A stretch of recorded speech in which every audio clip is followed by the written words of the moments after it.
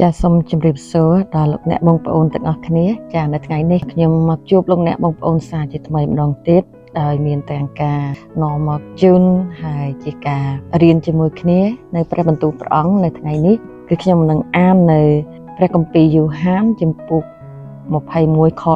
18នៅក្នុងខនេះមានខសំខាន់មួយដែលនិយាយអំពីជីវិតរបស់មនុស្សយើងនៅពេលមួយដែលយើងមិនអាចធ្វើអ្វីដោយខ្លួនឯងបានទៀតទេគឺយើងត្រូវចាក់ចេញពីការដែលអាចធ្វើអ្វីដោយខ្លួនឯងបានទៅពឹងលើម្នាក់មួយទៀតប៉ុន្តែមានព្រះដែលព្រះអង្គបានរៀបចំជីវិតយើងរួចជាស្រេចកាលណាដែលយើងនៅក្នុងព្រះគុណទ្រង់ព្រះអង្គឲ្យមានម្នាក់មួយទៀតដែលនឹងអាចជួយឲ្យយើងបានគឺព្រះបន្ទូលបានប្រាប់យើងថាដូចម្ដេចថាពេលដែលអ្នកនៅក្មេងនៅឡើយនោះបានក្រវ៉ាត់ខ្លួនឯងទាំងដើរទៅមកតាមតែចិត្តតែកាលណាចាស់ហើយនោះអ្នកនឹងសន្ធឹងដៃទៅហើយម្នាក់ទៀតនឹងក្រវ៉ាត់ឲ្យអ្នកវិញទាំងនាំអ្នកទៅកន្លែងដែលអ្នកមិនចង់ទៅផងពេលដែលខ្ញុំមើលម្ដាយនៅក្នុងវ័យគាត់ចាស់សំបីតែពេលដែលគាត់នៅការចងចាំដែលបានល្អគួរសមគាត់មិនចង់ពិសាម្ហូបអ្វីដែលគាត់មិនចូលចិត្តនោះទេគឺគាត់ចង់ភាសាម្ហូបក្រៀមក្រោះគាត់ចង់ភាសាត្រីអាំងគាត់ចង់ភាសាអ្វីដែលមានរសជាតិប្រៃក្នុងរយៈពេលក្រោយមកដែលគាត់មានការភ្លេចភ្លាំងហើយមិនអាចពិសាម្ហូបអ្វីដែលមានជាកាកឬក៏គោកខ្លាំងពេកដូច្នេះខ្ញុំត្រូវធ្វើអ្វីដែលជាការបើកម្លាំងដល់គាត់វិញដូច្នេះខ្ញុំធ្វើម្ហូបដែលគាត់មិនដែលចូលចិត្តចាគឺខ្ញុំមានធ្វើជារបៀបស៊ុបដាក់ការ៉ុតដាក់ដំឡូងបន្លែសាច់ហើយខ្ញុំកិនឲ្យម៉ត់ខាយតែម្ដងគឺគាត់អត់អាចប៉ះកតិចឬក៏អត់អាចប៉ះកាអីទេគឺគាត់ពិសាទៅតែម្ដងហើយគាត់អត់ដឹងខ្លួនទេម្ហូបនោះជួយរូបរាងកាយគាត់ហើយគាត់មិនដែលថាអត់ទេម៉ែមិនចង់ហូបម្ហូបនឹងទៀតទេមិនឆ្ងាញ់មិនដែលថាសោះគឺចាំតែបើកមាត់ហាហើយបញ្ចុកគាត់តែម្ដងហើយកេះយើងឲ្យបញ្ចុកគាត់ថែមទៀតមិនដែលថាអ្វីទៀតទេដូច្នេះហើយបានជាខ្ញុំយកព្រះបន្ទូលព្រះអង្គមកអាននៅថ្ងៃនេះពេលណាដែលយើងជឿព្រះអង្គចង់ឲ្យយើងមានព្រះអង្គជាព្រះដែលសោយរាជនៅក្នុងបល្ល័ង្កចិត្តមានន័យថាឲ្យយើងពឹងទៅលើព្រះអង្គមិនឲ្យយើងពឹងលើខ្លួនឯងទៀតទេមានន័យថាដូចម្ដេចឲ្យទុកចិត្តថាព្រះអង្គជាព្រះដែលអាចដឹកនាំជីវិតយើងបានយើងគឺជាអ្នកដែលធ្វើគ្រប់ទាំងការទាំងអស់នោះគឺដូចជាព្រះបន្ទូលព្រះអង្គនៅក្នុងគម្ពីរសុភាសិតចំពុក16ខ1បានចែងថាមនុស្សជាអ្នករៀបចំជីវិតប៉ុន្តែព្រះអង្គជាអ្នកសម្រេចព្រះអង្គគឺជា final say គឺការអ្វីដែលយើងធ្វើដែលយើងជឿព្រះអង្គយើងអធិដ្ឋានសូមព្រះអង្គឲ្យព្រះអង្គតម្រង់ទិសដៅយើងហើយពេលណា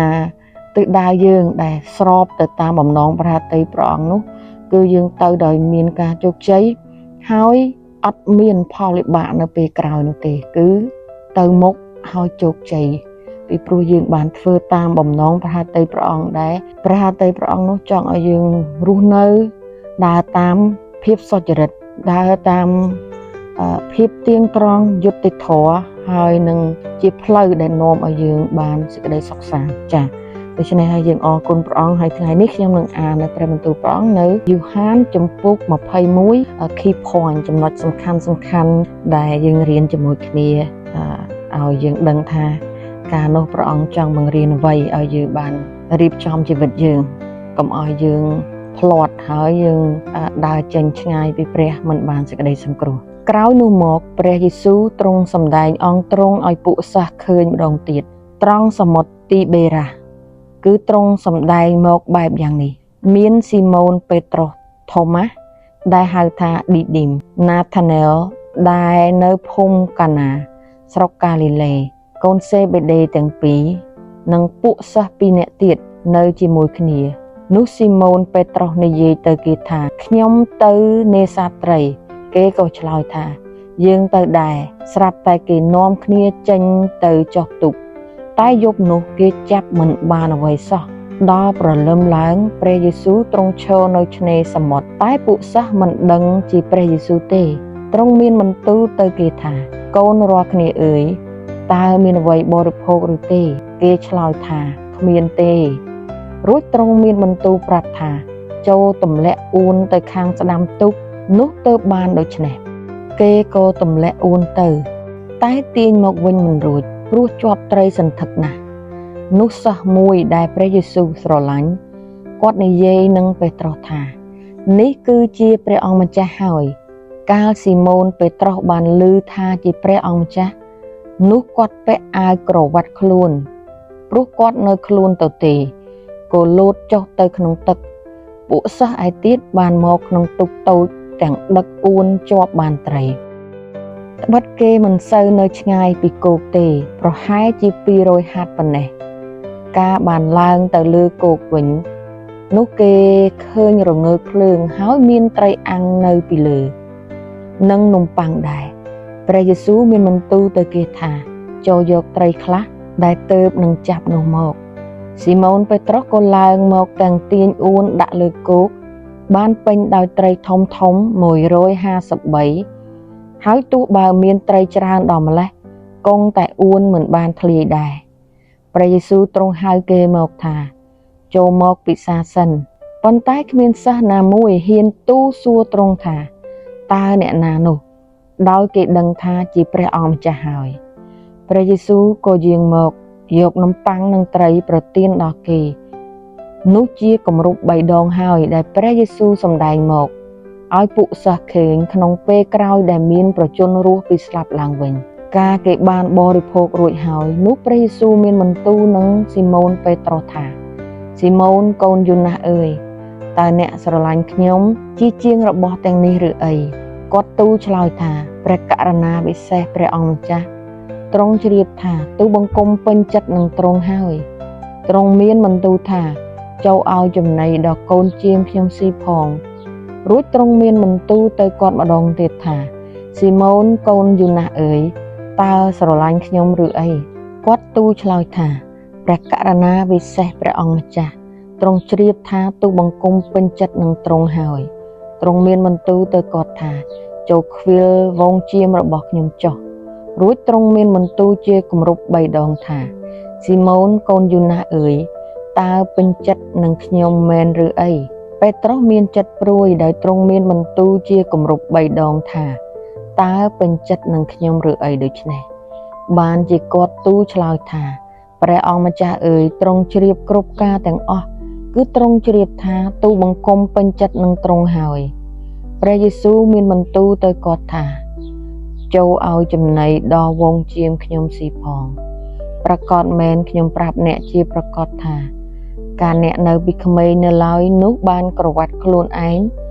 ទាំងដើរទៅមកតាមតែចិត្តតែកាលណាចាស់ហើយនោះអ្នកនឹងសន្ធឹងដៃទៅហើយម្នាក់ទៀតនឹងក្រវ៉ាត់ឲ្យអ្នកវិញទាំងនាំអ្នកទៅឯកន្លែងដែលអ្នកមិនចង់ទៅផងទ្រង់មានបន្ទូលដូច្នេះដើម្បីនឹងបង្ហាញពីបែបយ៉ាងណាដែលគាត់ត្រូវស្លាប់ប្រយោជន៍ដើម្បីនឹងលើកដំកើងព្រះការទ្រង់មានបន្ទូលដូច្នោះរួចហើយនោះក៏ប្រាប់គាត់ថាចូលមកតាមខ្ញុំចុះប៉ុន្តែពេត្រុសបែរខ្លួនទៅឃើញសិស្សមួយនោះដែលព្រះយេស៊ូវទ្រង់ស្រឡាញ់កំពុងដើរមកតាមក្រោយគឺជាអ្នកដែលផ្អែកលើព្រះឱរ៉ាទ្រង់ក្នុងការដែលបរិភោគនៅពេលយប់នោះហើយបានទូលសួរថាព្រះអង្គម្ចាស់អើយតើអ្នកណានោះដែលបញ្ជូនទ្រង់ការពេត្រុសបានឃើញគាត់នោះក៏ទូលសួរដល់ទ្រង់ថាព្រះអង្គម្ចាស់អើយតើអ្នកណានោះនឹងបានដូចម្ដេចទៅព្រះយេស៊ូវមានបន្ទូលឆ្លើយទៅគាត់ថាបើសិនជាខ្ញុំចង់ឲ្យអ្នកនោះនៅតលតែខ្ញុំមកនោះតើអំពលអ្វីដល់អ្នកចូលឲ្យអ្នកមកតាមខ្ញុំចុះដូច្នេះពាក្យនោះក៏ឮខ្យល់ខ្ចាយទូទៅក្នុងពួកបងប្អូនថាសិស្សនោះមិនត្រូវស្លាប់ទេប៉ុន្តែព្រះយេស៊ូវមិនបានមានបន្ទូលថាគាត់មិនស្លាប់នោះទេគឺគ្រាន់តែថាបើសិនជាខ្ញុំចង់ឲ្យអ្នកនោះនៅតតែខ្ញុំមកនោះតើអំពលអ្វីដល់អ្នកវិញប៉ុណ្ណេះគឺសិស្សនោះឯងដែលធ្វើបន្តពីសេចក្តីទាំងនេះព្រមទាំងចែងរឿងទាំងនេះទុកផងយើងរាល់គ្នាដឹងថាសេចក្តីបន្តរបស់គាត់នោះពិតហើយមានការជាច្រើនទៀតដែលព្រះយេស៊ូវបានធ្វើដែរខ្ញុំស្មានថាបើនឹងសរសេរទុកដោយលំដាប់តមកនោះលោកីទាំងមូលក៏មិនល្មមគ្រាន់ ដើម្បីនឹងដាក់អស់ទាំងសិភៅដែលត្រូវសរសេរនោះផងចាthe key point ដែលជាចំណុចសំខាន់នោះសម្រាប់ខ្ញុំគឺអំណាចអធិបតីរបស់ព្រះលើជីវិតមនុស្សចាព្រះយេស៊ូវបានបង្ហាញថាព្រះជាម្ចាស់គ្រប់គ្រងលើអនាគតនិងចុងបញ្ចប់នៃជីវិតរបស់យើងដែលជាអ្នកជឿដូច្នេះហើយបានជាទ្រង់បង្រៀនឲ្យយើងត្រូវតែទុកចិត្តលើព្រះអង្គហើយត្រូវតែមានភាពស្មោះត្រង់រហូតដល់ចុងជីវិតរបស់យើងបាត់ទ្រង់ជាម្ចាស់នៃអនាគតនិងជាម្ចាស់នៃជីវិតរបស់យើងចាអរគុណសូមព្រះបានប្រទានពរដល់លោកអ្នកបងប្អូនទាំងអស់គ្នាខ្ញុំនឹងជួបលោកអ្នកបងប្អូនសាជាថ្មីម្ដងទៀតនៅវីដេអូពេលក្រោយ